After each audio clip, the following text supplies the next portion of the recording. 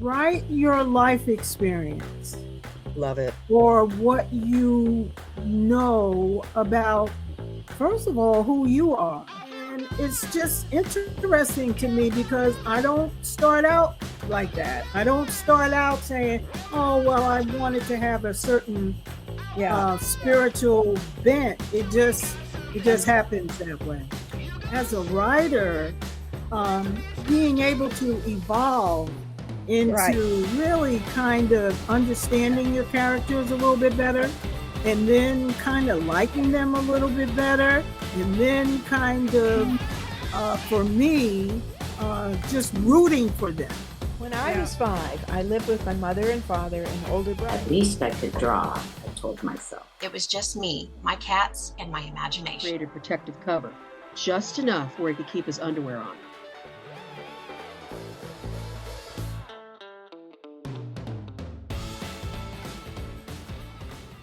All right, hello everybody. Season 2, episode 2. We have the wonderful author Winona Addison. She is part of Jan and I's creative writing group. It's kind of like a mini MFA, we call it, mini masters for those of us that don't have a master's. Okay. So, and Yes. we love her writing, and we're going to showcase her this evening. So, with my wonderful co-hosts Pam, Jan, and Karen, welcome Winona. We're glad to have you here, and I'm going to introduce you with your wonderful bio. All right. Thank you. Yes. Introducing Winona Addison's Right. debut novel, Balloon Acres, is a captivating journey into the depths of human connection and resilience. Before this literary gem, Addison lent her poetic prowess to Voices of Our Own, an anthology amplifying the voices of mothers, daughters, and elders in San Francisco's vibrant Tenderloin district. Her impactful work extends to the screen with Tender-Headed Hair, memoir perspectives from Black girlhood to Black womanhood, a documentary delving into the cultural memories through the lens of childhood hair experiences. That's great. Yeah. Um, All hailing from right. hailing from White Plains, New York. I lived in upstate New York. Addison's roots grounded All right. her storytelling in authenticity and empathy. Now calling Clinton, Maryland home, she continues to weave narratives that inspire and provoke thought. Balloon Acres is just the beginning of Addison's journey, literary journey, promising readers an unforgettable ride through the landscapes of the human heart. I love that so much. Love that. Um, so welcome tonight, All Winona. right. So tell us a little bit Thank about, you. Thank you for inviting me. of course, we're so glad that you're here. Tell us a little bit about Balloon Acres and your journey with that novel. Balloon Acres, how it really started is my husband and I were renting a home on 4 acres of land. And all the time, balloons would just descend on our property and the tree and the bush and the Wow. meadow. We had like a large meadow in front of the house or somewhere. And my husband said, I wonder where those balloons came from. And I said, oh, that's an interesting premise. And so after he passed away, I started working on Balloon Acres. It's a story about a young wife and mother who lost their youngest son on a fast ferry going to Martha's Vineyard. And from that tragic experience, she self isolated herself. She sent her husband and her other son away to stay with their in laws until she could figure it out. And while she was trying to figure it out, these balloons descended on her property with these really curious messages that just propelled her forward to finding her purpose in life. So, I love yeah, that so Balloon much. Acres. Yeah. It's Yeah. like so metaphorically, these messages were propelling Thank her you. forward Yeah. into her healing, you think? Yeah, Yeah.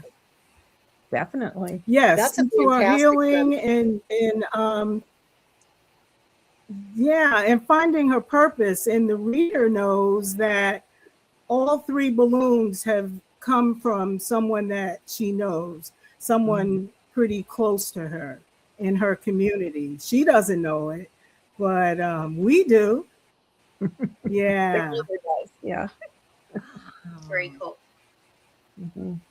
So I love that premise. I think that idea is amazing. I never would have come up with anything like that. I'm just fascinated by that premise. I think that you could really run with that.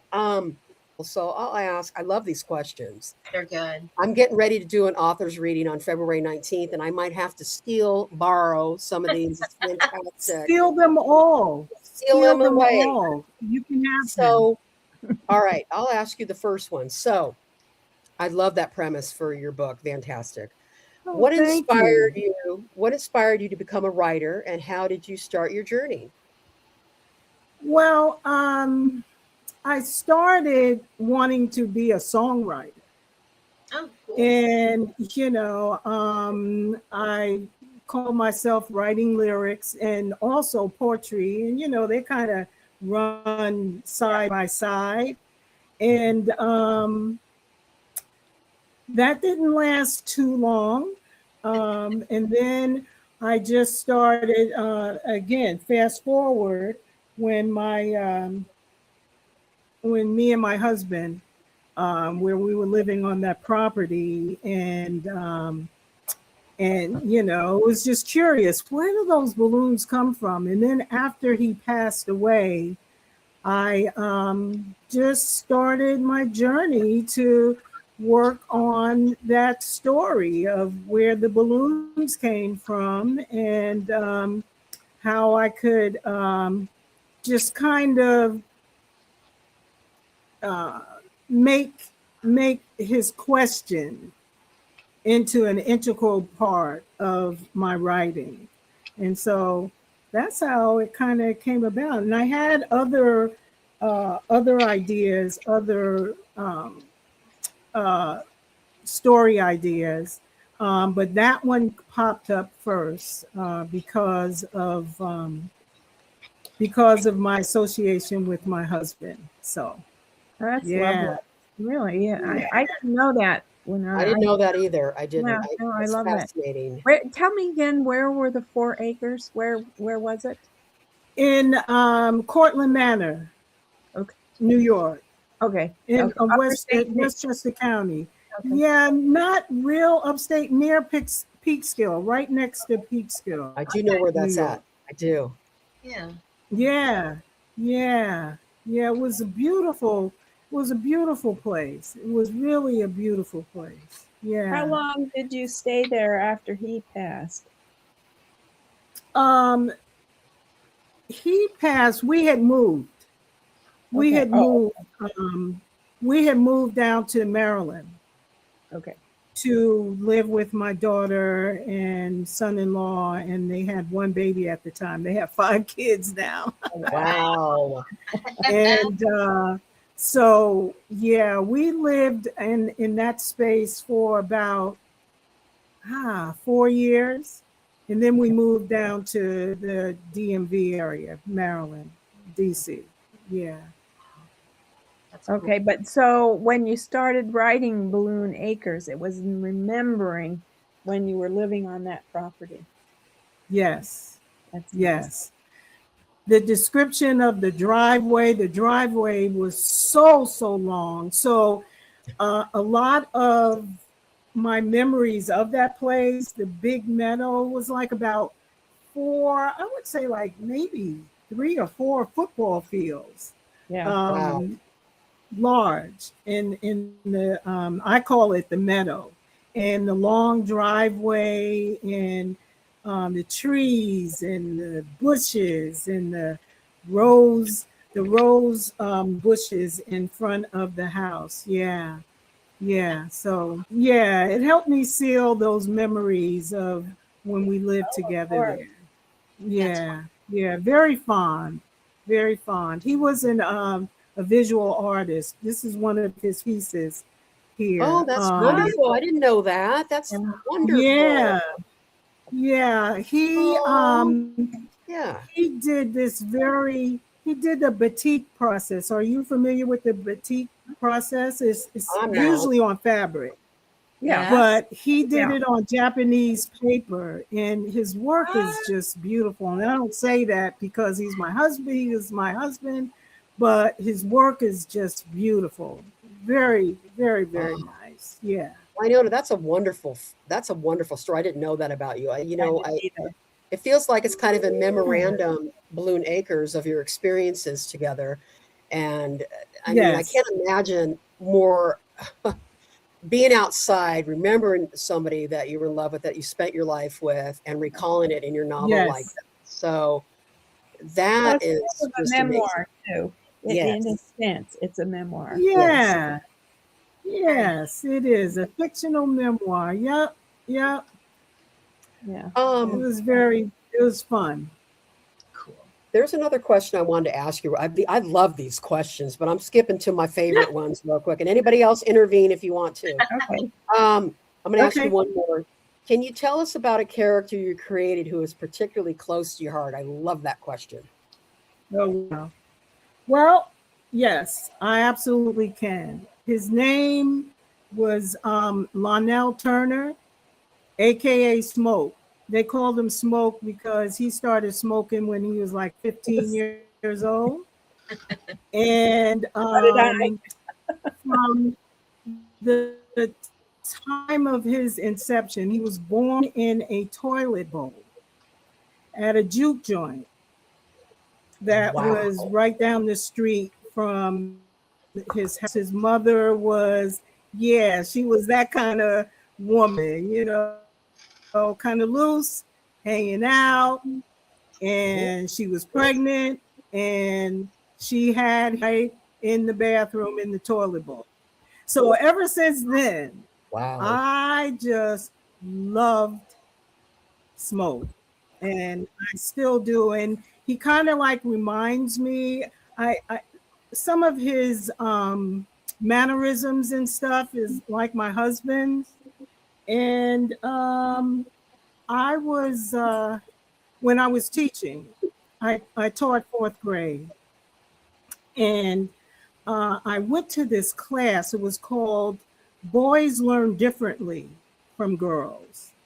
And through that class, I realized that boys needed a different black boys, and because that's my frame of reference. So they Sure. just needed a different type of something.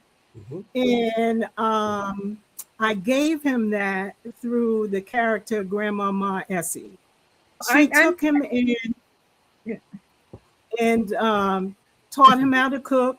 yeah. Yes. And Yeah. she was a tobacco Yep. snuff person.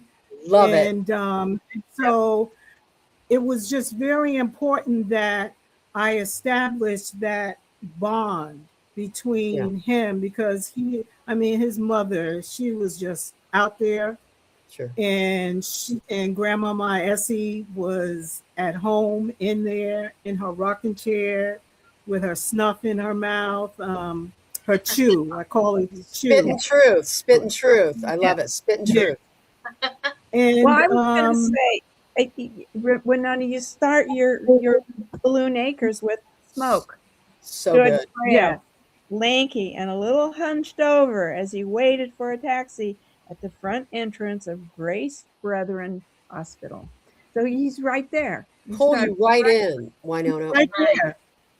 Pull you right He's in. right there. I Right love that man because Yes. he was such a guy, Yeah. and he really loved my main character Sam. He loved her, and he provided that father, that fathership that she so sorely needed, because her father left because of her mother, not because of her, but because of her mother. So yeah, I What I love love that about guy. that relationship is, I only grew up with one grandparent, my dad's mom, and she only lived till I was 20. Uh-huh. So I didn't get to, but grandparents, and I'm learning, and a lot in this day and age, I'm just saying with some of the drug epidemics, just let's be honest, some of the things that are going on, a lot of grandparents have raised their Oh yeah. children. Oh yes. And Yeah. I love the delicacy of them Mhm. together and their intricate. It's beautiful. I mean, Mhm. that's a life skill. It's not a male or female skill that Mhm. she teaches him to cook. I mean, everybody needs to know how to do that. It's just a very endearing bond, and it's generational, a beautiful bond, and she has his Mhm. back.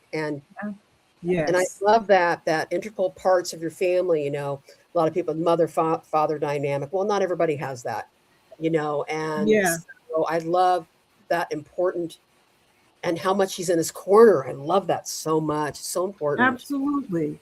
And he had her back too, because some of his friends wanted to go hang out and steal this bike that they saw. And he was like, no, I have to really get home. I have to help, my mother. He called her his mother. I have to Yeah. help my mother cook. And one of the boys said something like that old bag or something. He said, I don't, that was the wrong thing to say. No Oh kidding. man, he beat that boy down to the ground. That old bag is my No, you're everything, not going and to I talk about love my, that. Right. That's yes, awesome. That old yeah. bag is my So everything. they were very, Yep. yes. So they were very, very close, very close. And during my years of teaching, I just knew that our Black boys, they needed something different. Mhm. They needed something different from their teacher, because the teacher, I mean, we spend more time with them than they do at home, With their basically, parents. kind of, Yeah. sort of. Yeah. You know what I'm Yeah. saying? I do. And I knew that Smoke had to have that tough love, that just Mhm. that love that a lot of our boys need, and they just really don't get, even at Yeah. home. They don't get it. So Yeah. yeah. So Yeah. that's my favorite character, Smoke. Love that man. That's wonderful. I love that because I think, as writers, we do have to love our characters. Oh, That's how they come absolutely. alive. Yes. If we don't love Original. them, Yes. they tend to stay rather one-dimensional. You relate to them, but then you give them their own space to move. Yeah. Different from your own, but it's still with a labor of love, and that you built them up with all these flaws and beautiful things, and they're at odds with themselves and odds with the world, and then they come out ahead. And I think it's so important. I've loved the softness and the hardness from the grandmother. You know, I Yes. That's you a know, good mother. I mean, that's what good mothers do. absolutely. I mean, we have to know Yeah. when to be one or the other. Yeah. Exactly. And I love she didn't take Absolutely. no shit. She didn't take no shit. She No, was she like, ain't take "You take no no, shit."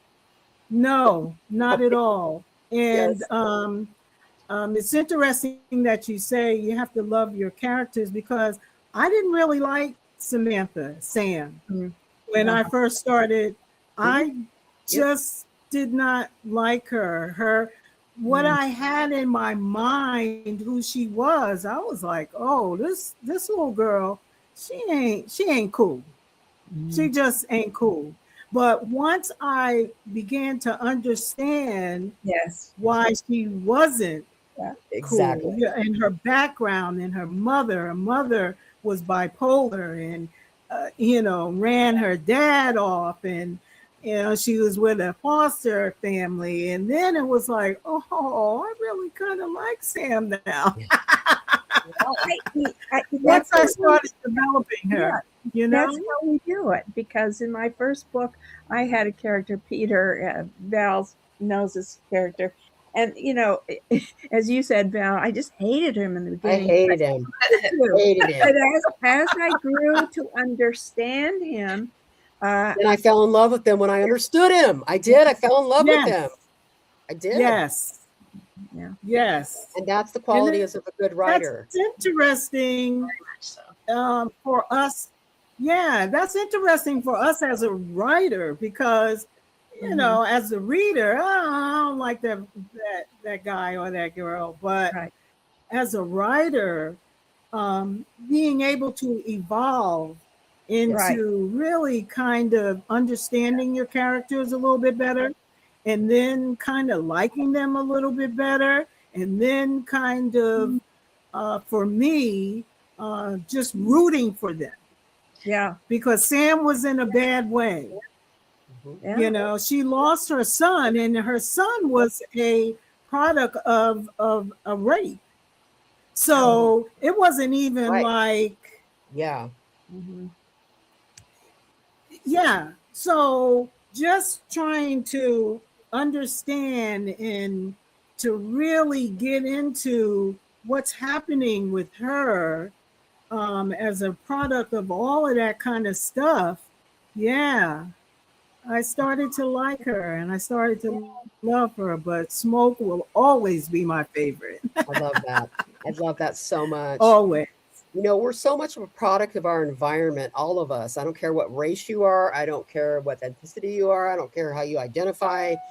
We all are a product of our environment. And what I love about what you do, Winona, as Yes. well as I try to do, and Jan and all of us, is give our characters hope, show their flaws, lift them up, and they can redeem themselves. And Yes. they can always, there's a bright side to the dark side. And I love that you do that as Yes. well. So yeah, you guys, Thank any other you. questions you want to ask her from the list? They're so good. Yeah, they are. Okay, I'll do because I like this question. How do you balance incorporating feedback from editors or beta readers while staying true to your vision? And I love that question That's a because, great question. yeah, It it's a great is. question. Because we all go through that. We're in a writing group together, so Huh. we go through it. That's a pretty interesting question because, again, I didn't really like Sam that much, but dealing with my editor and having her really help me flush some things out Yep. Mm-hmm. to understand her a little bit better, but at the same time, some of the input, I was like, no, no. So it's really a delicate. It was kind of like a delicate balance, but I allowed myself to, how can I say it, to be open to constructive criticism, but at the same time, being my authentic self and having my authentic voice and just being able to make them an integral parts of my writing. I guess I can say. I don't know. Does that make sense? Well, it makes Absolutely. sense. And I want to say, Winona, I admire that in you because we're in the same writing group and have the same editor. And you are really good at hearing what she has to say. But I've heard you be very precise about Yeah, what you take and what you won't. absolutely. I admire that because Yep. once in a while I get kind of wishy, well, I guess I better rewrite it and thinking, though, no, I don't stick to my guns as much as I would like sometimes. I'm getting better. Yeah. And my editor, Carol, Yeah. she was very strong in her opinions. She was very I know she strong. is. I know she is. And it wasn't that I fought back, but it was okay. I hear what you're saying, but please listen to what I'm saying. Okay. we're okay. Sometimes I was like, okay, you have a point, and I will. And sometimes I was like, okay, I have to sleep on that. And Exactly. sometimes I came back with, yes, I see what you were saying, and I see how that will make a portion of what I'm writing or a scene or something better, and Yeah. I'm going to take that information and I'm going to incorporate it. In the beta readers, it was very insightful because I know what I'm saying. I Yeah. know the characters I'm trying to portray. I know who they really are, but having that feedback from the beta readers, it was like, oh, I didn't know that that particular scene or whatever, I didn't know it was reading like that. I didn't know it was coming Exactly. off like that. Yep. So that was very, very helpful. And when I went back to take a look at it and rewrite some things, that was very helpful. So that's kind of like how I was able to balance it. I stood my ground on some things, but I was also open to changing some things if it was for the better good of the story. Exactly. If you don't want, I Yeah. remember I was almost published by a small press, and they wanted me to change so many premises of my story, and I'm like, I can't do that. I'd have to rewrite the whole book, Yeah. and Yeah. they're like, well, we can't publish it. And I'm like, well, Mhm. and it's also nice though to have beta readers. They come in with what they see as a reader and how it's flowing and what the information they're taking in. Yeah. So you try to see how much on point you really are with how you're trying to convey your characters, that setting, that mood, that moment, what you're trying to convey. Yeah. So I think Right. that's really interesting, Winona. I really, really do. Okay. Absolutely. Yeah. Cool. Very cool. Go ahead, Pam. I know you're waiting. Go, Pam. Let's go. I have one. Go, Pam. Are there any authors or books that have significantly influenced your writing style and storytelling? Well, one author that really comes to mind for me is Sue Monk Kidd. Yeah. The Secret Life of Bees. Yeah. Yes. Wonderful. Yep. I just fell in love with her writing style, the way she presented her characters. I did see the movie, Mhm.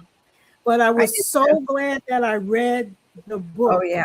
Yeah. before. It's So definitely better. because I don't know, it just made everything come alive for me. The characters, I saw Yeah. them.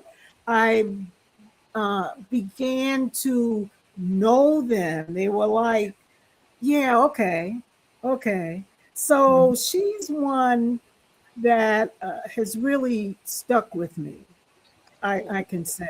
Well, I can certainly I'm understand a that.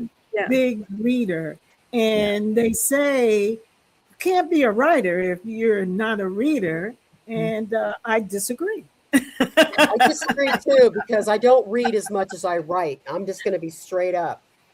I Right. don't read as much as I should write. I mean, excuse me. I Yeah. don't. I Well, write more than I I read. don't either, and Yeah. I don't either. But I think, as you're saying, Winona, one book can really Oh. somehow just Oh yeah. hit just right, and you Yeah. just love it. And I did love that Yes. book. I did. I Yeah. remember. I haven't read anything. I don't think I've read anything else she's written. I know she's written more, but Yeah, she has, but it was just that unique style of mhm. how she told that story. It was just so real It Yeah. for was. me. It Yeah. was just very real, and I have no frame of reference because I was born and raised in White Plains, New York, Westchester County, one of the most affluent counties in Yeah. the state. So I didn't have any frame of reference Yeah. Yeah. of the story, but it was just her unique style of how she just gave it to us, how she presented it to us, how she gave us that gift of those characters. They were so rich and just beautiful. It was just Her writing, beautiful. her writing is like very immersive. You know, you just feel like you're right Yes. there in the story with them. And you can remember the Yes. bees. Yes, You yes, know? I yes. think when you don't Yes. have a point of reference as writers, I love that. Winona, I love your writing. And it's so different from mine. And it's been a gift to really, to Yeah. read it because you've opened my eyes. I really, really feel that when you don't have a frame of reference as a writer, you create your own. And that makes me smile. Yes. You create your Yes. own, Yeah. I and create my own. Yep. And it's just very interesting. I have a segment in the book where Smoke snuck and took some of the chew that Grandmama Essie told him no. He wanted to know what it felt like, what it was sure. like. What Yeah, why did she do it? Because in retrospect, she was hooked on the tobacco. absolutely. Okay, because she put chew in her mouth morning, noon, and night. Yeah. Okay. Yeah. So anyway, and you know, I mean, you don't think of it like that until you know what we know now about tobacco. And so Yeah. he went and snuck some chew and got so incredibly sick, really, really sick. And I just wrote it. And one of my daughter's friends bought the book, and he read that chapter, and he asked me, did I go through that? Because him and his cousin stole some chew from their uncle, Wow. and they went in the backyard and put it in their mouth and chewed it and got so incredibly sick. And it was he said it was exactly like what happened to Smoke. Funny. And I'm like, no, I did not have that experience. I know nothing really about that. I just wrote it. And it was just so it just said to me that I was able to write scenes in from my book that I really didn't have any idea of what I was writing. I was just writing it, and it was a life experience for someone. And that You was know, just so amazing to that is me. I and it's another one of those things we're always told, you know, you have to sort of experience something or live something before you can write about it. I don't think that's true either. And I think that's what you did. You knew just instinctively he's going to get sick. And you he's didn't, going to get really sick. didn't have to do it And he, to find yeah, out. and he said, Miss Winona, he called me Miss Winona. He said, that's exactly what happened to me and my cousin. He said, that's why I thought that you had that experience. Nope, not at all. So If you can create a that's visceral a good feeling. response, Yeah. if Yeah. you can create a visceral response in somebody, you know Yeah. that. And I mean, I'm just going to touch on this for a second. You guys all know what happened to my nephew last summer. And I mean, I'm going to tell you Yes. what, I'm gonna write that somewhere. I have it in the back of my mind because I have never gone through such a visceral response Oh, yeah. than what Yes. happened there. You know what I mean? And Yes. so you were touching definitely on, yeah, I don't think you necessarily have to go through something to write how you perceive it happening at all. I Yeah. think you just Yes. write how you perceive it happening. And I think it's going to gravitate Yes. towards people in some shape or form. Yeah. Yeah. Wow. Thank you for putting that into words. I like that. Yes. Yes. Very much so. Very much. Do we have any slides? Yeah, Pam, I know you're coming up with the slides here pretty soon. Should we go to the slides of Balloon Acres real quick? We can pull it up real quick here. It's There it is. Oh, wow. Here it is. Isn't that cool? Karen, isn't that fantastic? Yes. That's Karen, Oh. area of expertise. She's looking at that going, hey, what do you think of that, Karen? Well, I love it. It's so, I mean, it's so surreal, just like the idea of balloons floating. Yeah, it is. It into really the line. captures So, yeah. the Yeah, whole my myth. my neighbor did that. Wow. And I sent him a picture of the sky. One time I was going to work and the sky was this like bright Yeah. red, but it had streams of dark clouds in it. And so I sent him that. I told him what Balloon Acres was about. And that's what he came up with. And I was like, that is it. Wow. That is absolutely it. It's Yeah. Don't you love it when So- somebody like takes your vision, like Karen with Wild Dandelion? I have never, Yeah. I mean, all my book covers are great, but Karen's is by far my favorite. You give somebody idea, they run with it, you like Yes. fluff around with it a little bit, and then it's like, boom, they take the words right out of your mouth with it. Fantastic. Well, Absolutely. as Karen says, you have to love it. Do you You love it? have to love it. Right. You have to love it. You have You to have to love it. love Yes. Love it. Yes. Yes. And when he sent that back to me, I was like, that's it. Exactly. That's it. That's it. Yeah. Now, has your neighbor ever done a book cover? Just curious. Nope. Amazing. Wow. really. So that's Nope. another. He's a graphic designer. He works for a huge car company out here in the DMV area, but he had never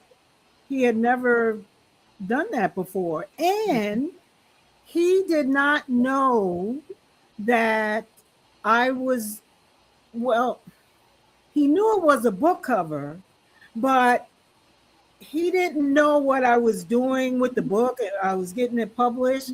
And one day I called him up and I said, when you come home from work, I want you to stop by the house. And I gave him the book. Oh God, I bet he was just blown away. Oh my gosh.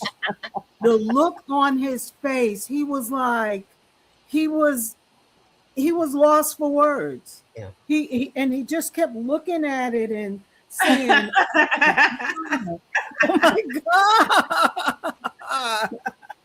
Oh, that's like a dream come true for him. Yeah. Yes. Yes. Wow. So Fantastic. yeah, thank you. I mean, it was just perfect. The balloon, the grass, the little house. It's just perfect. Mhm. What Yeah. I know that as everybody knows, we're going to start introducing this with Crimson Crow Press. Jan and I, all of us here, are involved with that, and we're so excited that you're submitting your short story for our anthology. Can't wait to like champion that too as well. My favorite, I just have to remember, I'm telling you, Winona, and we've read a lot of each other's works over It's the last okay. years. The letter, I'm telling you, the one with the letter. You know which one I'm Yes. talking about? The love letter, Jan. Yes. Yeah, I think Oh. I do. Yeah. That is We so want it good. in the book. In the book. Winona, please send it. Oh, So thank you good. so much. Yes. It's called Beneath the Thistle Street Sky. Yes. That's And Yes. it's a love story of a well, he started out as a young boy caring for pigeons. Yes. He and So his I grand. love that. I love that. When I read it, I got to tell you, I was blown away. I cried. Oh, Winona, I thank you. cried. I cried. I did It's too. such a sweet. It's Wonderful. just so sweet, and I've never written a short story before, and I thought it would be a novella, and then I was politely told that no, it's not a novella. If it's going to be a certain amount of words, it's going, a short story is this. And so I condensed it, and the original title was Pigeon Town. And I don't mind that. I kind of like that too, but yeah, I liked it, but it's not as sexy as Beneath the Thistle Street no, it's not. It's not. Sky. It's fun. Yeah. So I'm so happy and so thankful that you invited me in that short story in your Absolutely. anthology. It would be an honor. You write fire and brimstone, so it reminds me of being in Catholic church when I was a kid, sitting in the pew going, "Oh, I'm going to hell." I mean, yeah, do not pass go. Don't collect $200. But wait a minute, are you talking about the novella or just in general? What are you talking about? I'm Fire talking and about brimstone. you're more of your religious aspects of writing that you have done is more Yes, of the I fire and do. brimstone. Yeah, I do weave that into my stories.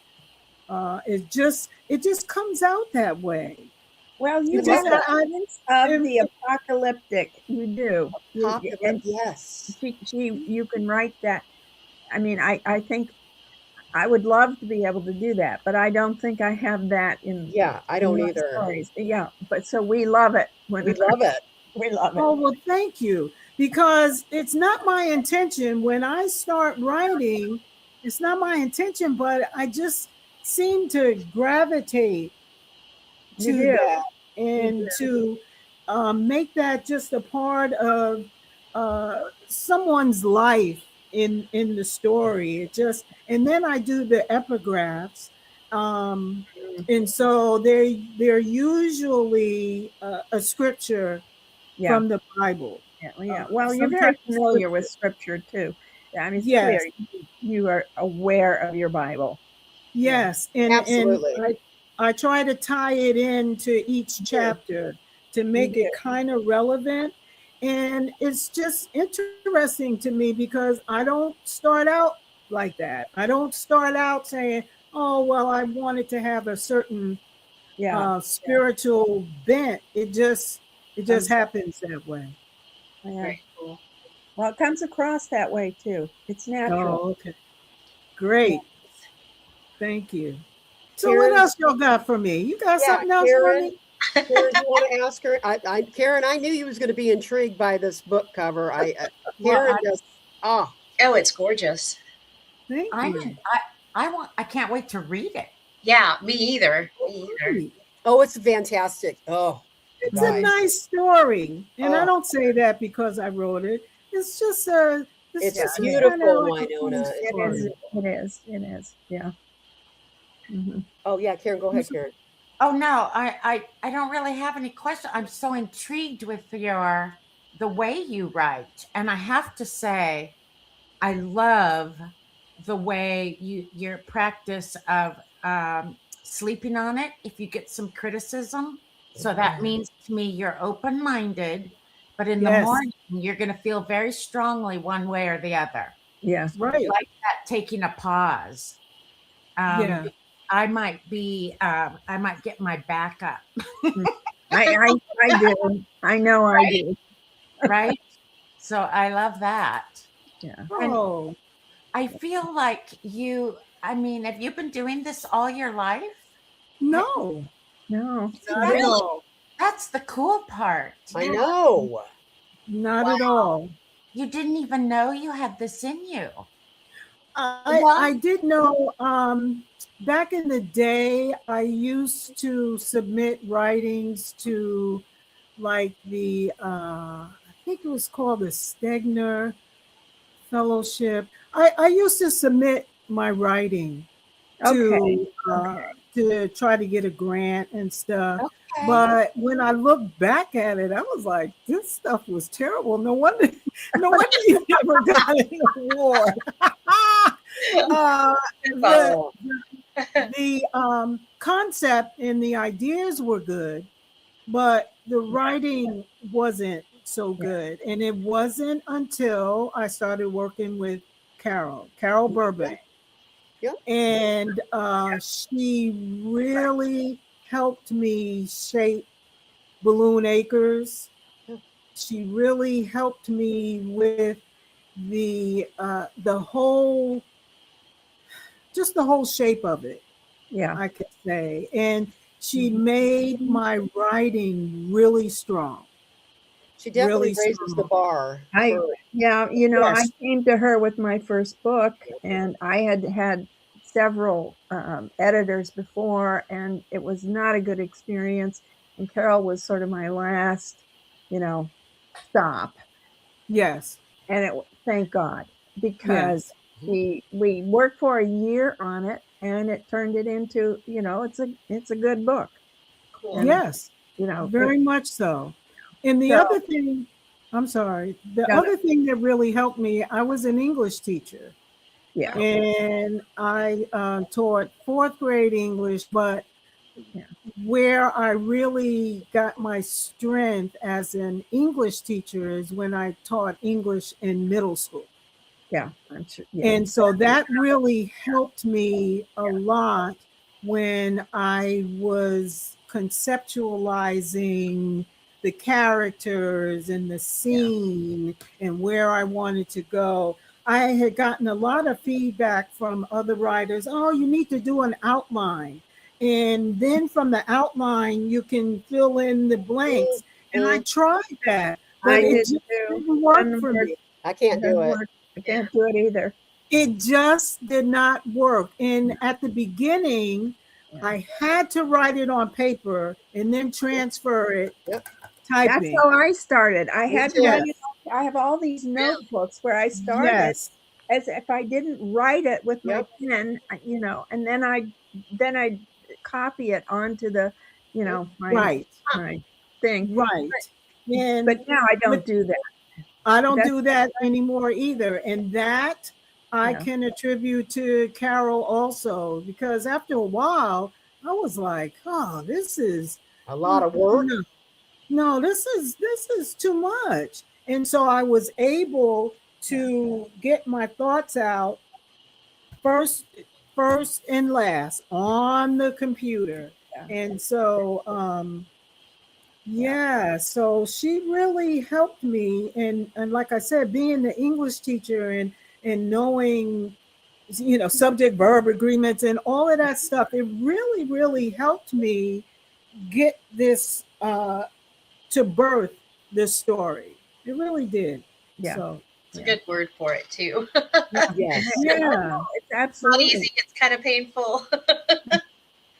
You know what? Yes. I Not wanted want to to ask, do another one. I wanted to ask you about. I love, and you know that we kind of write like this. I love that, and you know, I hope we get to a place in the world where we don't have to say marginalize because Yeah. it really pisses me off. You know what I'm saying? Yes. I love that you, because I write for my group of readers, LGBTQ, you know, and I love that you give empowerment to Black people and to women. I mean, it was writing about hair and stuff. I love that. And then our Winona, another writer that we're going to showcase on here as well, writes about civil rights and stuff like that. And I love that you guys use your writing to uplift people that are struggling. Yes. So can you tell us a little bit about that real quick? And we're going forward, what you're doing with your writing and what you're working on. Um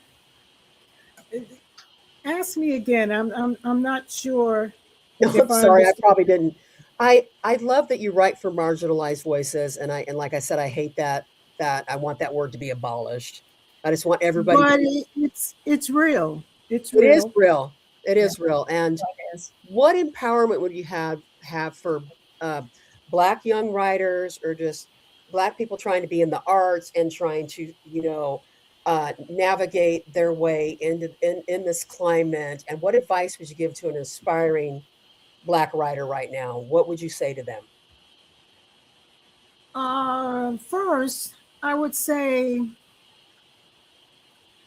write your life experience Love it. or what you know about, first of all, who you are, and Yep. draw from your family, your friends, auntie, Yep. grandmama. See, because Grandmama Essie, I drew from a woman because I grew up in the projects, and she lived on the same floor as me, and so I drew that character from um, Grandma Smith. That was her name. That's what we called her. And so I would say there is so much richness in Yes. our own backyard, Yeah, no, from that's our own life experience, so true. you know, from our own backyard. Yeah. And that's why I can really relate to the other writer that's in our group, Yvonne, because it's not that I know the actual experience, but I know of it. Absolutely. And so that's why I say just draw from you and who you know and what you have observed and what you actually know.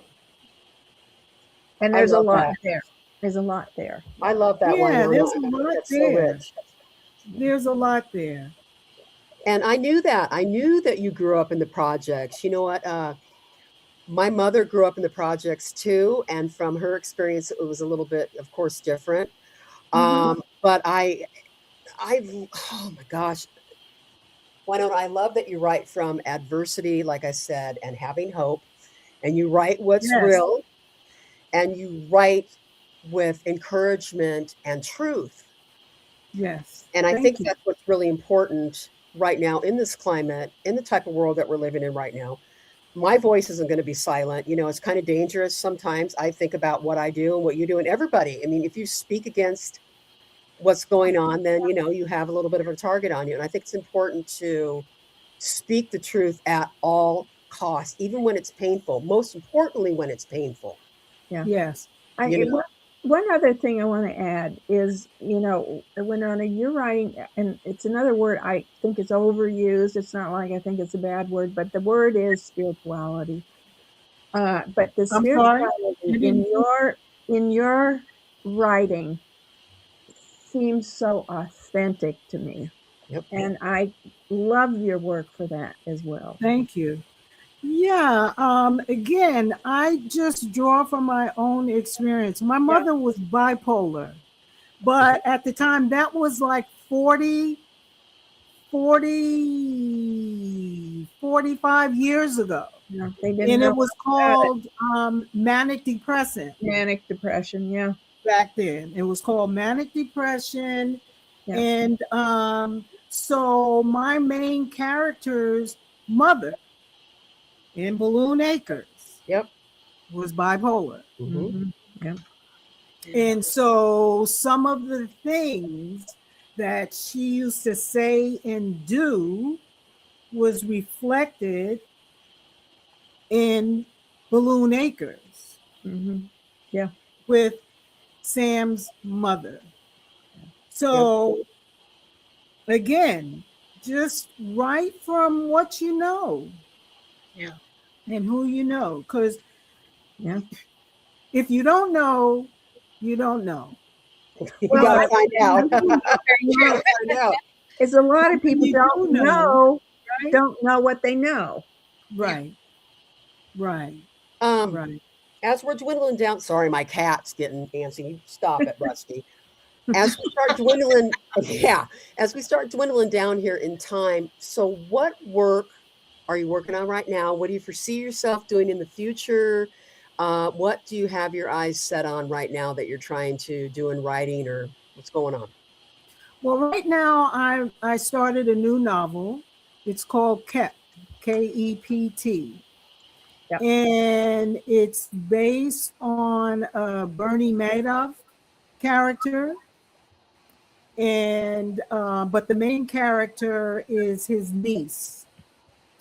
And so I'm really excited about that because there's a certain amount of intrigue in the story. There's a certain amount of mystery, and there's a certain amount of secrecy because he took all of that money that he stole from his clients and put it in this secret bank that is underneath Grand Central Terminal. Nice. And so I'm just doing a lot of research. I'm looking at this documentary about Bernie, Yeah. and No, I'm watching a lot of movies that are like suspenseful, and there's all of this intrigue, but it's not a novel of. It's not a thriller, and some people's lives are in danger. It's not that. It's just this secret society that based on systems, systems in our country, systems, that you just kind of can be. You can be a part of this secret society where and it's literally underground. Literally. I'm sorry. It's literally underground. It's literally underground. I love that. So you can have this fantastic. really secret thing going on Wow. top. I mean, at the bottom of Grand Central Terminal, where everybody is. Everybody knows. It's such a public place. Yeah. Yeah. I like And that. you can have all of this stuff going on in the basement, like. I know.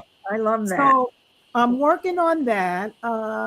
I did a documentary, like you had mentioned, and I would love for it to be a coffee table book, and I would love for it to be on Broadway, like a cross between Vagina Monologues and For Colored Girls, who considered suicide when the rainbow wasn't enough. Right. Nice. Yeah. Oh, Winona, So- you're the perfect person to do that. Oh Yeah, my you are. gosh. Yes. It's going to be amazing. I'm not going to say it would be amazing. One It's of these gonna be. days, it's going to be amazing. Absolutely. And I'm working on a podcast. I'm trying to launch it. Nice. I don't know when, where, how, why, but yeah, that too. Very cool. You got a lot going on. That's awesome. I got a lot of stuff going on over here. Yeah. Looks better. There we go. Where all can we find you at? Okay, what you got? We got Facebook and we got Amazon link up here too for your You book. can find me on Facebook and TikTok and Instagram. Nice. Oh boy. Very cool. Winona, thank you so much as we're wrapping up coming on here. I hope that we can be on your podcast.